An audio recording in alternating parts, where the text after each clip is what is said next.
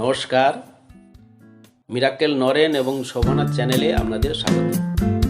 গতবারে income tax ক্যালকুলেশনের সময় বলেছিলাম কিভাবে আপনারা ইনকাম ট্যাক্স ক্যালকুলেশন করতে গিয়ে এইচআরে ছাড় পাবেন।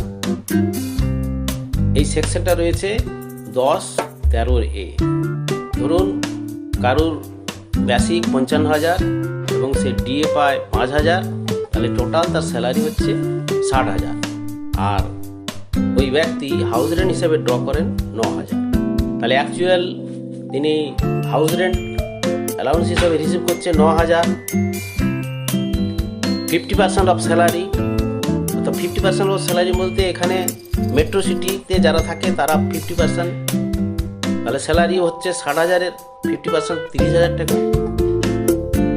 আর হচ্ছে অথবা 40% অফ স্যালারি, অর্থাৎ যারা নন মেট্রো সিটিতে থাকছে তারা 40%, অর্থাৎ 60,000-এর 40% ইকুয়াল টু 24,000। আর ধরুন ওই ব্যক্তি কোনো ব্যক্তির বাড়িতে ভাড়ায় থাকে আর সেই ভাড়া হিসাবে সে 12,000 টাকা পেমেন্ট করেন, তাহলে রেন্ট পেড সে কত? Rent paid minus 10% of salary.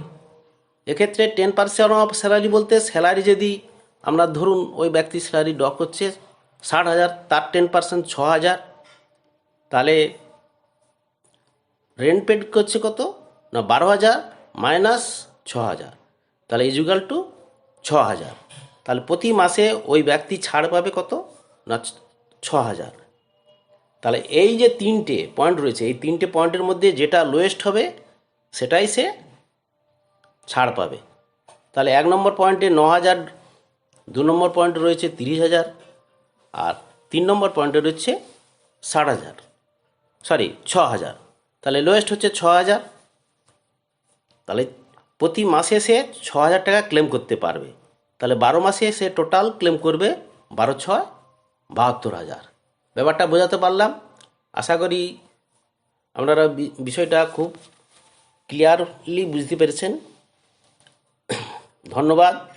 ভিডিওটি যদি ভালো লাগে অনেক অনেক শেয়ার ও লাইক করবেন, বেল আইকন টিপে আমাকে পরবর্তী ভিডিও করতে সাহায্য করবেন।